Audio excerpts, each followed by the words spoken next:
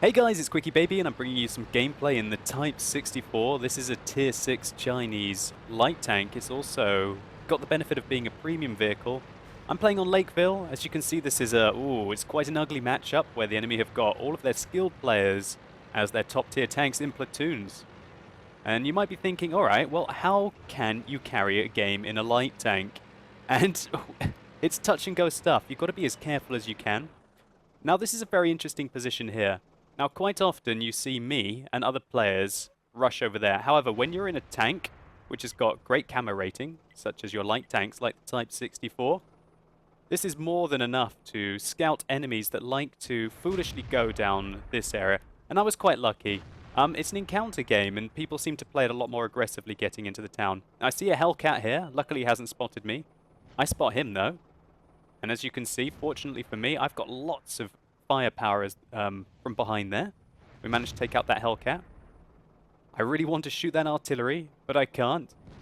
And I'm trying to I'm trying to get out all the information that's happening here, but literally, games in Lakeville, when you're playing a scout, they happen really quickly. So just to reiterate basically what's happened, if I'd gone there, I would have probably been spotted and died. I decided to stop here and use this bush.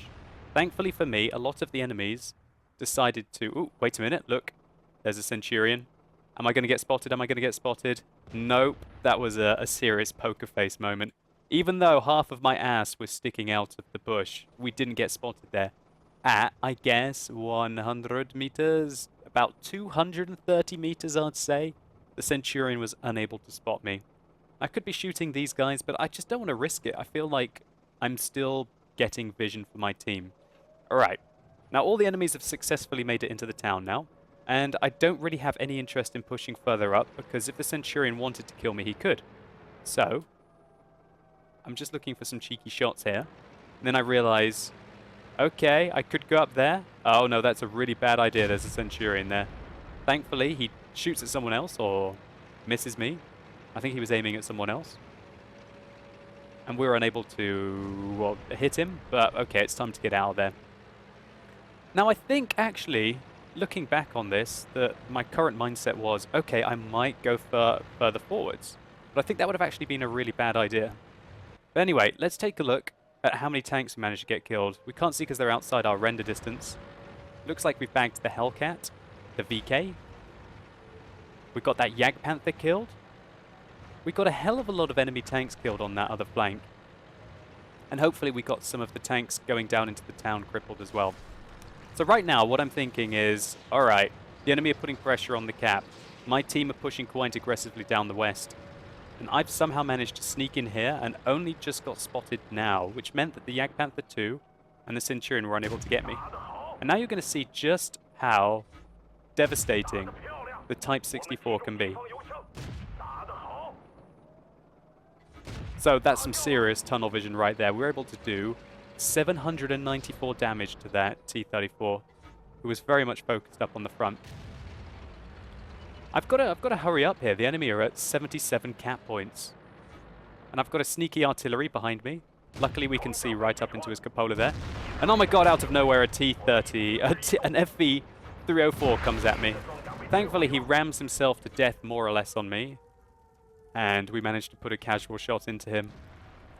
Luckily for me as well, the enemies were unable to cap in that time.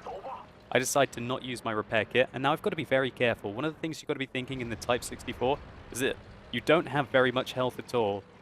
And this was an absolute blitz of a game, guys. We're 4 minutes in, and both teams have basically lost all of their tanks. No one was messing around here. And I decided to go put pressure up on the T-34, and I think that was a mistake. And I think I get quite lucky here that I don't die. In fact, I probably, looking back on that, he might have not been able to get the shot through this kind of wreckage here, so to say. Well, not wreckage. I don't even know what that is. An outpost? I guess it's an outpost. Anyway, he might have not been able to shoot me through the outpost, and we might have died there. It was a little too aggressive by me. But the thing is that I was thinking at that point, okay, we've got the Borsig attacking, we've got the T-32 attacking. I might as well go in and put some pressure up. And it looks like because I went in and put some pressure and then the T-34 seemed to come after me, that the Borsig was able to ambush him in the side. So I kind of put my life on the line there, it might have been the wrong move. And so now this game's looking fairly secure. We've got a T-34. I decided to fire some premium ammunition at the guy here, but as you can see, even with the premium rounds on the Type 64, unless we have a good angle on his turret, it's not going to be going through. So this was an absolute blitz of a replay so far. We're just under 5 minutes into the game, and even at 4 minutes, everyone was dead. And that Centurion was coming round. I fire one shot really badly into the building there. I think that was a case of used server reticule. We're unable to get effective shots here on the Centurion. I decided to shoot his track again after he repaired it, but we're unable to take his track off. And now I'm getting out of there. I don't want that Centurion to spot me. And the game's definitely evened up. It's me and a T-28 prototype and 3 artillery versus a T-34. Now the enemy's M12 was last spotted at A6. And I'm taking a risk here hoping the T-34 can't get me, but I need to get away from that Centurion. I need to get into a position where the artillery can support me. And interestingly, you can see that our artillery are actually rushing down towards the T-34. So what's going through my mind right now is I want to get some distance between me and the Centurion that might be rushing after me. But I also want to be in a position now, seeing that those artilleries are being very, very aggressive, that I can support the artillery. Doesn't that sound funny? That the artilleries are rushing in and the light tank needs to support them. Alright, so this game's still definitely on. We've got 2 tanks at tier 8 on half health. Luckily for us, somebody, I think the T-28 prototype, just put a large shot into that Centurion 1. So I decide to back up this M44, who is being very, very, very aggressive. These artillery are all in a platoon together, so they should be working together. So I see that the T-34 put a shot in. I put a couple into him, and the artillery puts one into him, allowing me to finish him off. And then now, it's a Centurion. Put one into him. Fortunately, because we shot through an object there, we lost some penetration, and we were unable to go through him again. Oh, he's fired, so we're going to come out and go for it again. Hit his lower plate once. Oh no, we bounce, and luckily he doesn't manage to kill us, because he's using the 20-pounder, which is the top gun on that tank. He finishes off the Lorraine, and we come out. We miss one. Managed to put one into his lower plate, though, taking him out. And successfully taking down the game. Now, I'm just going to give a bit of kind of post-game analysis there, because this was an absolute blitz of information. And maybe you need to rewatch it again, and I think I almost need to rewatch it again, because when this was happening, I didn't think this game went down as quickly as it did, and it was definitely an absolute blitz, and it was such a fun game for me. I showed you what the Type 64 is capable of. I've got lots of other replays on the Type 64 on my channel.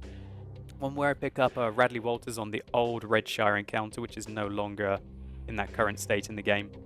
But it basically is, consider it a Hellcat. Consider it a Hellcat with a slightly lower caliber gun, with a lot more speed and maneuverability, especially with the turret traverse. Fantastic camo rating even on the move because it's a light tank. Remember that light tanks don't lose their camo rating when they're either moving or when they're staying still. Obviously, if you stay still for long enough, you can activate your camo net, but if you take the camo net out of the equation, there's almost no point in staying still in a scout because you've got the same camo rating on the move or when you're stationary. Now, one thing that I think the decision that I made is that I wanted to go down the middle because obviously you get fantastic spots from the middle. But when I stopped in the bush, I think that's where I probably saved myself and arguably had a really good role in the game, because this game ended up being really close. We had a T-28 prototype on 17% and a Grillet who was just coming in to plant the last shot into the Centurion before we were able to finish him off. So when we stopped in the middle, we didn't continue up into a position where A, we wouldn't have a bush, and B, we would be within range for proxy spotting from that Centurion later on, but more importantly, that Hellcat that YOLO'd in. From that position, we were using optics and I do use combat rations in my Type 64 as it is a premium vehicle and makes a lot of money. I feel like I can afford to justify using combat rations. We were able to spot all of the enemies going into the town in Lakeville. Maybe the enemy tier 8 tanks thought that they just wanted to go in and put pressure on the cap as quickly as they could. Maybe they felt safe with the fact that they were in a platoon together. But really, taking what I would call the lower road into the town does leave you very vulnerable to players like me who will aggressively spot the middle with high view range and allow their team to get shots on you. What I recommend that you do is that you take a look at the enemy list. Imagine that you're on the enemy team at the moment and go, are any of these tanks going to be spotting the middle with very aggressive view range? Oh, yes, maybe this player will. If I was to look on the enemy team, I might think the same about this T-21. Luckily for me, though, he didn't do that. And so the safe option is use the high route to get into town. You more or less won't get spotted, and even if you do get spotted, you're going to be out of the render distance of most of the enemy team. As you know, the render distance is a square. Any players who are situated here will be able to get quite nice shots down into, especially this area here, because the square will be going around them effectively here. So we were effectively able to have a huge impact in the game right from the beginning. I think that VK4502A didn't even make it into the town. The Jagdpanther didn't make it into the town.